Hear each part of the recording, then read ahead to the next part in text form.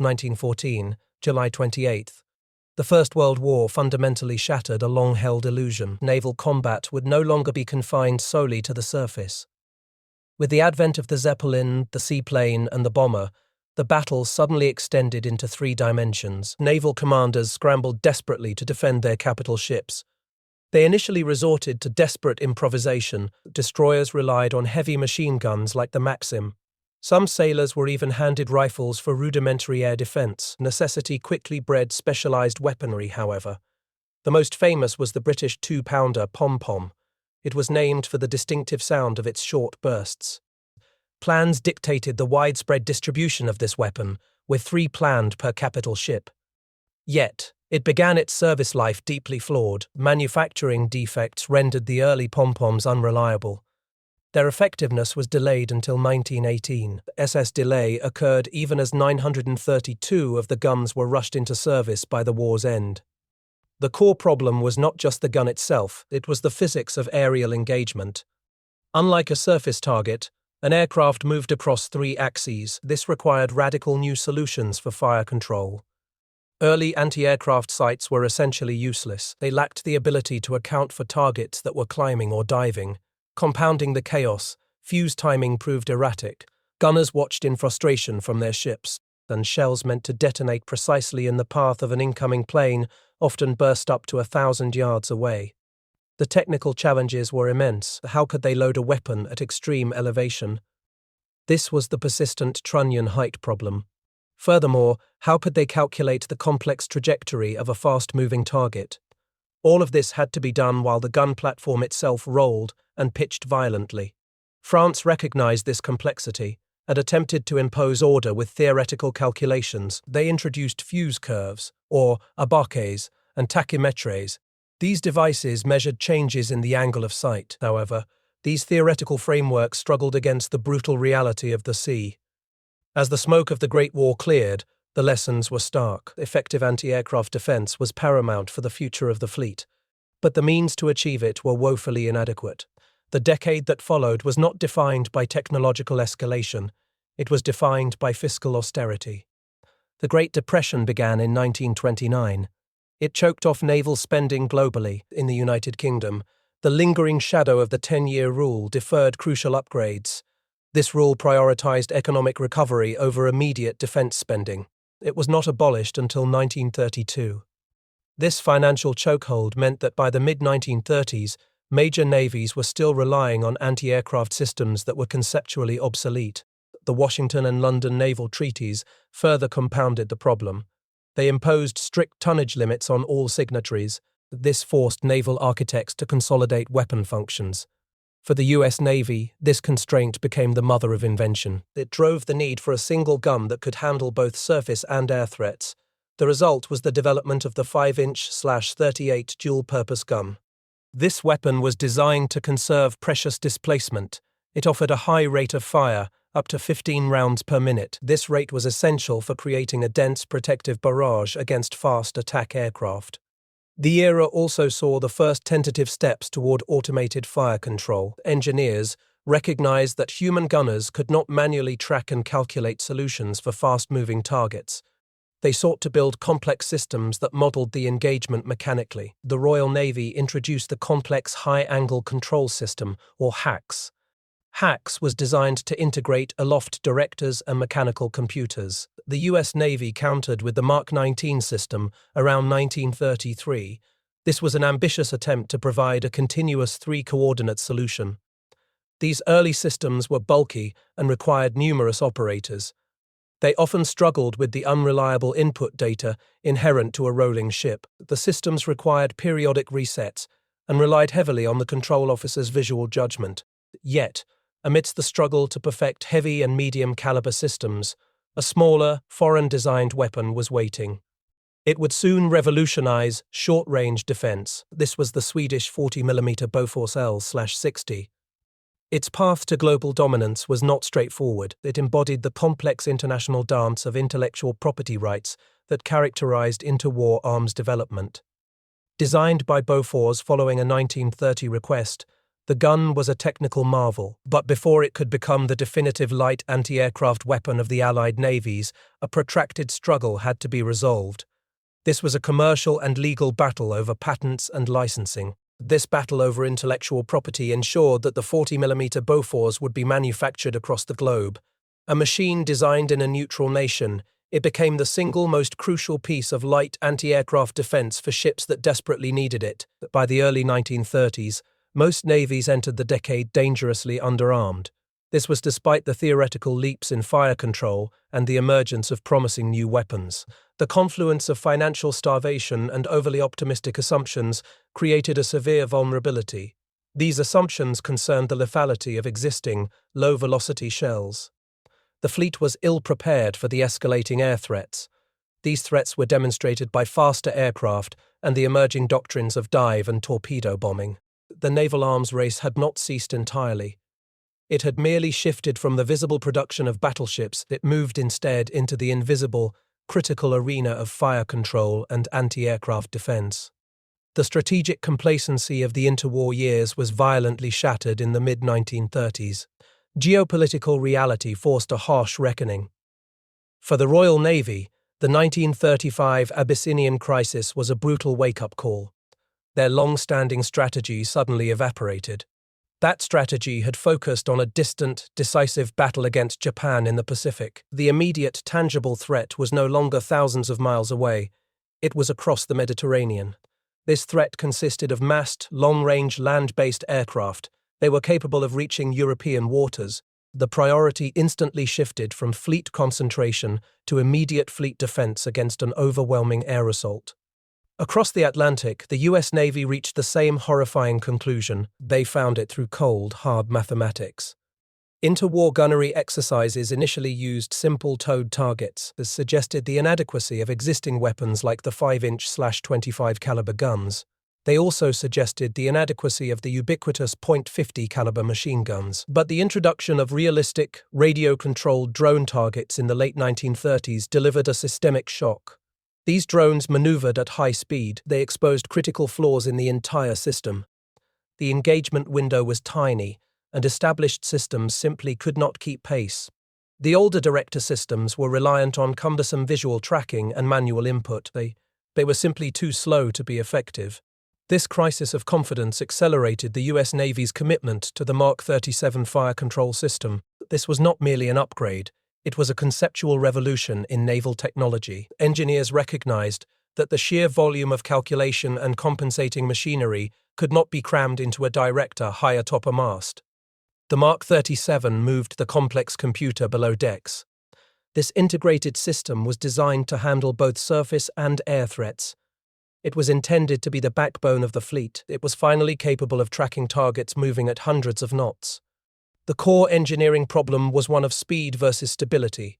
How could a gunner on a violently pitching and rolling deck accurately predict the trajectory of an aircraft moving at 300 knots? The answer lay in the adoption of the tachymetric or rate-based principle. Older methods calculated the target's position from a series of static range measurements. This method was too slow and prone to error.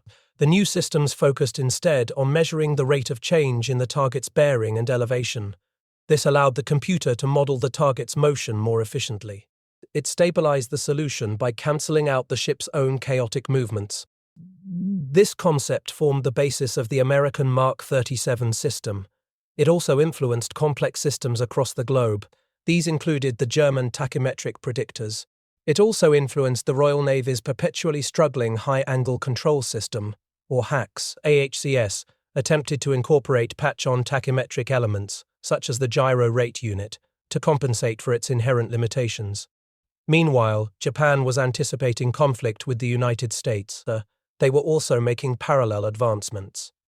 Admiral Yamamoto recognized that air power would be the great equalizer against American industrial might. He initiated the requirement for the Mitsubishi G3M Nell bomber. This was a high-performance, land-based aircraft designed to strike at sea. Yamamoto viewed it as the aerial equivalent of the massive Yamato-class battleship. On the defensive side, the Japanese developed the Type 94 anti-aircraft fire control system. It was adopted in 1934.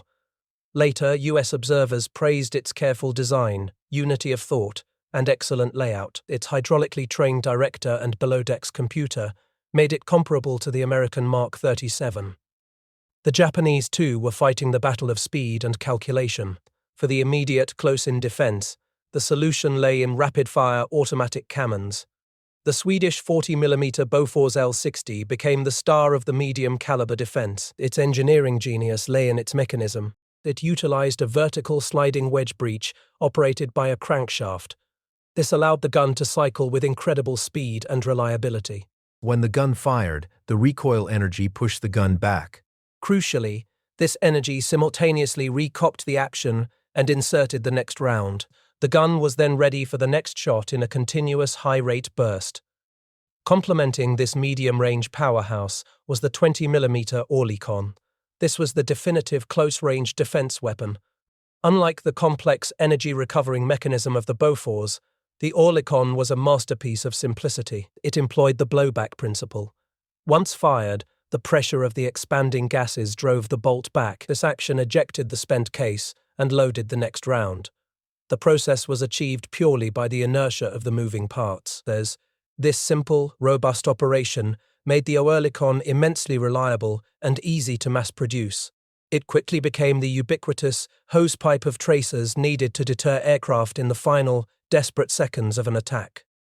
Despite the introduction of these revolutionary weapons and the intense focus on advanced directors, major navies entered the global conflict relying on incomplete systems. Many of these systems were fundamentally flawed. The U.S. Navy's rush to install the Mark 37 was hampered by failure. Its first shipboard installation failed due to inherent instability in the closed-circuit servo loop. This was the heart of the complex system. This failure left many destroyers completed between 1939 and 1941 with empty barbettes. Their directors should have been installed there. The Royal Navy, despite its pedigree in fire control, found its hack systems struggling.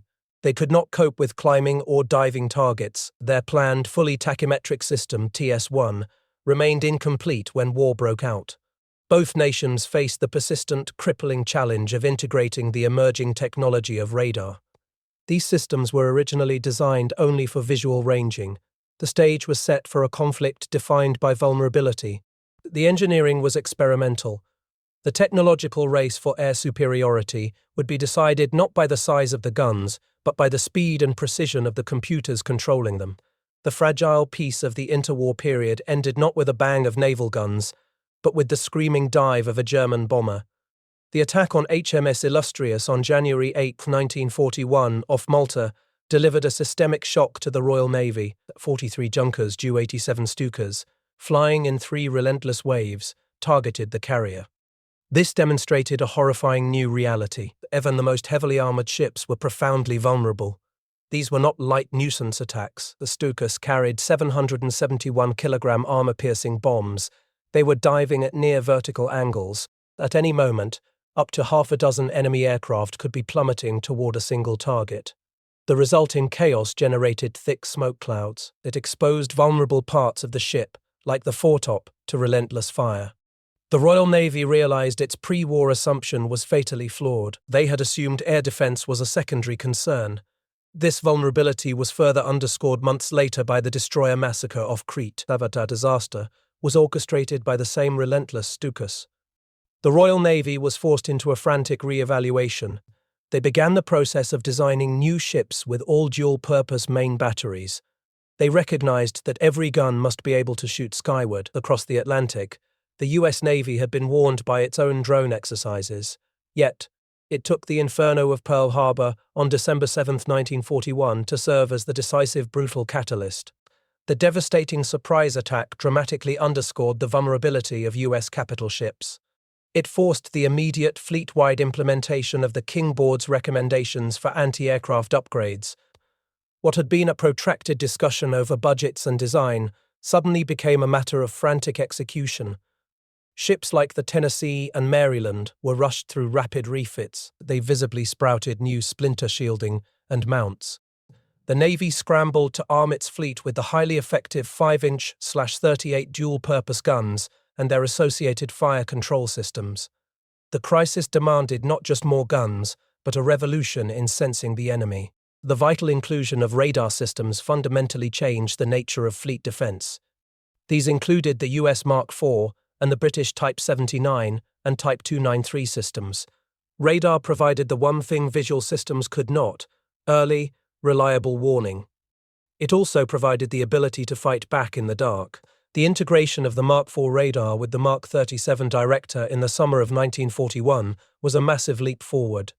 It allowed the Director to acquire targets and calculate solutions at night. This ended the reign of pure guesswork. Later, the concept of radar picket destroyers emerged.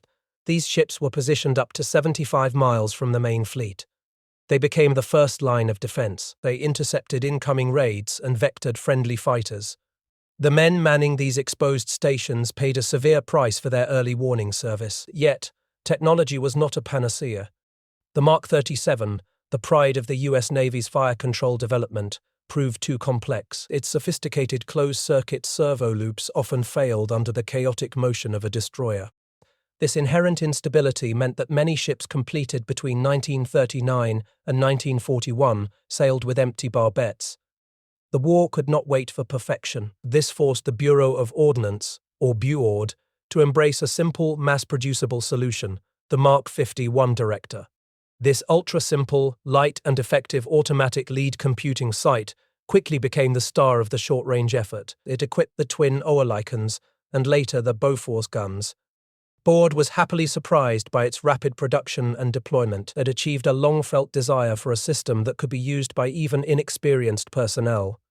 They solved the complexity problem through sheer, pragmatic simplicity.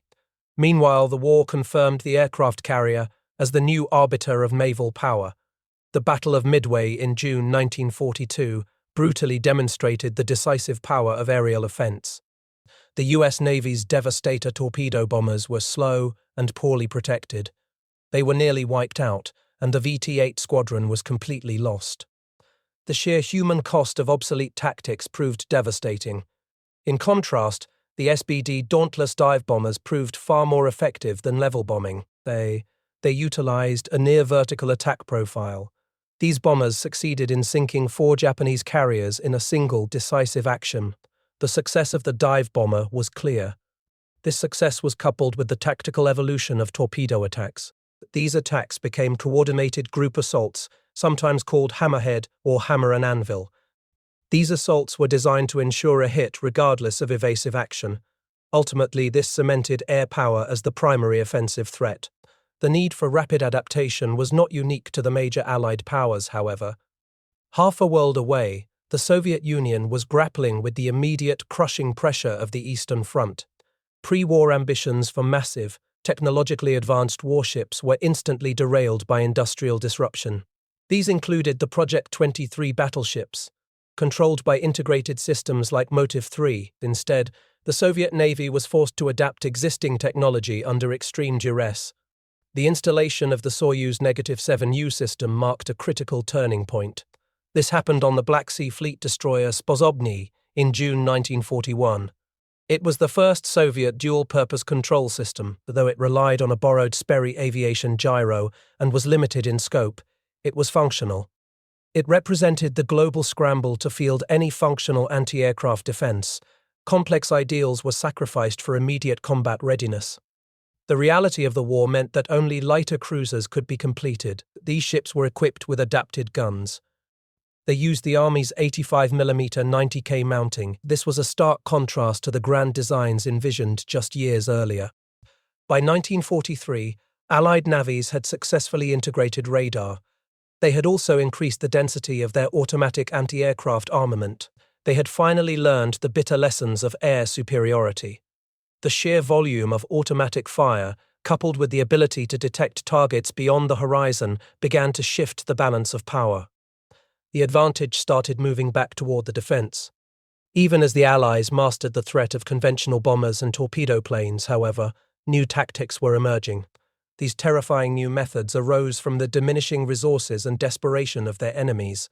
They included the guided missile and the suicide attack. These innovations ensured the arms race would never truly end. By the summer of 1944, the nature of aerial naval warfare had fundamentally changed. Conventional air attacks were fast becoming obsolete. They were rendered impotent by the massive industrial output and integrated radar defenses of the US fleet. The definitive proof came in June 1944 during the Battle of the Philippine Sea. US aircrews quickly dubbed this engagement the Great Marianas Turkey Shoot.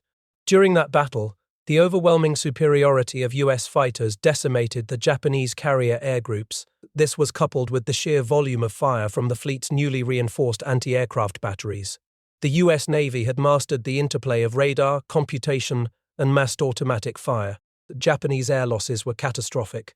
Yet, even in victory, the human cost of the constant arms race was evident. Despite the overwhelming success, some US naval aircrews experienced depression. They were haunted by their failure to destroy every single Japanese carrier. For the Imperial Japanese Navy High Command, the lesson was brutal and final.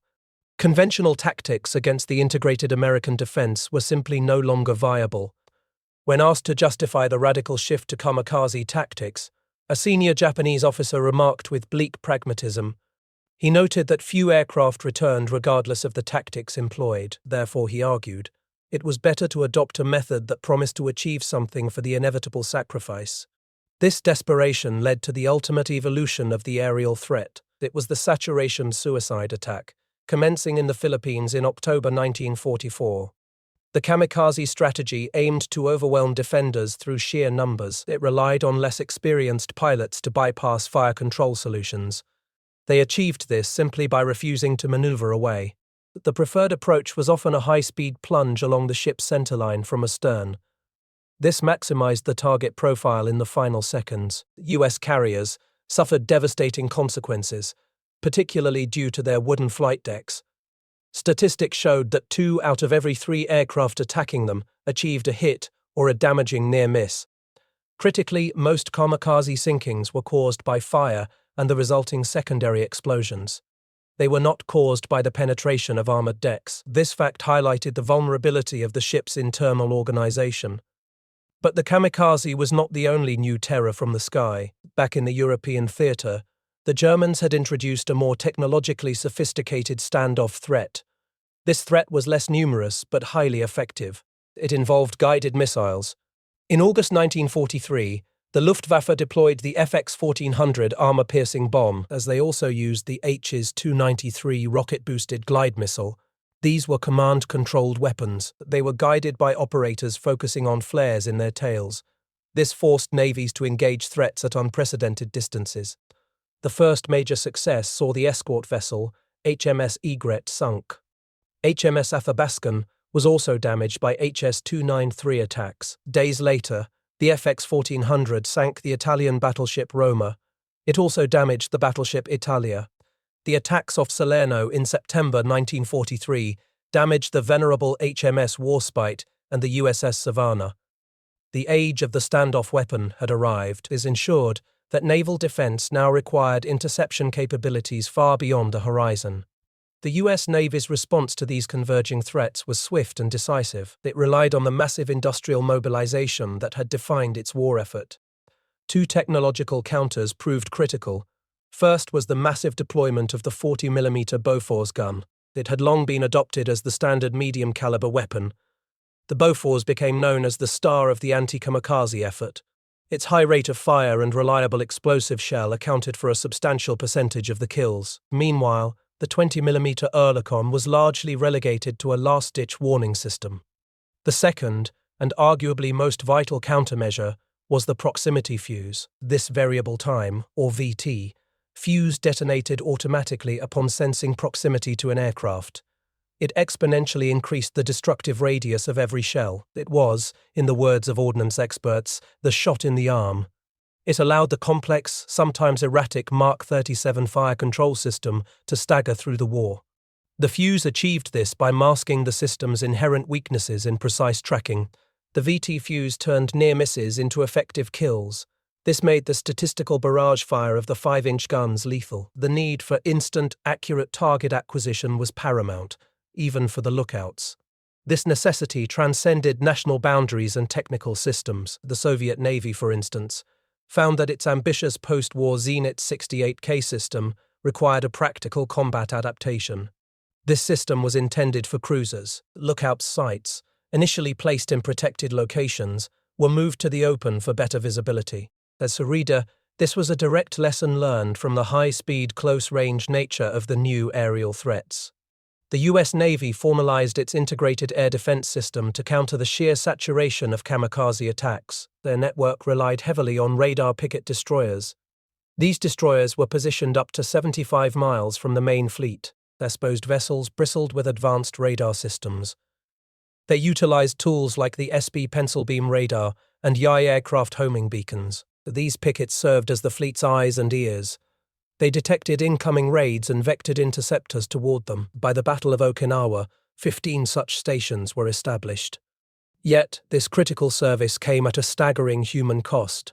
The losses for these picket destroyers were severe. Their sacrifice ensured the survival of the carriers they protected. The development of effective anti-aircraft defense culminated in the desperate battles of 1944 and 1945. It proved to be a complex interplay of sensors, computation, and massed rapid-fire weapons. This defense required highly destructive projectiles. It was a constant and exhausting arms race. The effectiveness of any system was measured in split-second decisions. Survival required the sheer volume of automatic fire necessary to stop the final, inevitable plunge of an enemy determined to die. The era of aerial warfare had completely redefined naval combat. It also established the blueprint for modern integrated defense. The sheer volume of fire expended during the anti-kamikaze campaigns confirmed the critical lessons learned throughout the war. These agonizing campaigns took place in 1944 and 1945. The development of effective naval anti-aircraft warfare had been a protracted and incremental process. Post-war analysis was conducted by boards like the U.S. Navy's Kraken Board. This analysis solidified the link between industrial capacity, technological innovation, and survival itself. The long-term impact of interwar financial policies stood starkly revealed. Despite its initial underarmament, the U.S. Navy leveraged its massive industrial mobilization. This allowed them to integrate advanced systems like the variable time proximity fuse, the 40mm Bofors, and comprehensive radar. This capacity stood in sharp contrast to the Royal Navy. The Royal Navy's readiness had been fundamentally undermined by earlier austerity measures. These measures included the infamous 10-year rule. British designers were constrained by tightly packed hulls and severe budgetary limitations. They failed to provide sufficient margin for necessary anti-aircraft upgrades. This failure left them dangerously exposed to the escalating air threat. Post-war debriefings highlighted the technical flaws inherent in even the most sophisticated pre-war concepts. The war thoroughly debunked the efficacy of pre-war level bombing assumptions. It also exposed the limitations of complex tachymetric fire control systems, particularly against unexpected targets. German systems relied on delicate servo follow-ups and complex linkages. They struggled with noisy data and the entanglement of own ship and target motion. This vulnerability was famously illustrated by the massive battleship Bismarck. The Bismarck bristled with advanced Type 1937 fire control, yet it reportedly struggled to shoot down the slow-moving, low-altitude British Swordfish torpedo bombers. The fire control system was designed for high-speed engagement. It sacrificed precision at low target speeds. This produced erratic outputs when faced with the unexpected sluggishness of the biplanes. The French had a similar realization. Their pre-war M1921 and M19-2 computers were hopelessly inadequate. These computers assumed air targets would fly straight at steady height and speed. This universal failure underscored the inability to predict the chaotic realities of combat maneuvers. The technical lessons of the Axis powers were certainly not discarded. Captured German and Italian technology proved to be invaluable intellectual spoils for the victors. That included their advancements in multi-axis stabilization. It also included the concepts underpinning their tachymetric predictors. The Soviet Union, for instance, adapted German spherical director designs for its Firara system. It incorporated these concepts into its Gorizont 1 and Gorizont 2 fire control, as demonstrated the international cross-pollination of military technology. But the future was already clear. The kamikazes, the German guided missiles, and the dawning age of the jet engine drove a chilling realization: any new generation of close-range guns would soon be rendered ineffective by faster air-to-surface missiles. The engagement window was closing permanently. This strategic imperative drove the US Navy's shift away from gunnery. They transitioned toward guided anti-aircraft missiles. This change was signaled even before the war's end. It was marked by the introduction of the self-guided Bat missile in 1945. In the Soviet sphere, the chaos of wartime adaptation had masked deep, ambitious pre-war blueprints. These blueprints now served as the foundation for the future. The most complex of these was the Motiv 3 system. It was originally designed for the unbuilt Project 23 battleships and Project 68 light cruisers. This ambitious plan featured a central 1Z computer. This computer was capable of tracking both air and surface targets. It was driven by multiple target indication sites. At ODO, the war halted its physical implementation.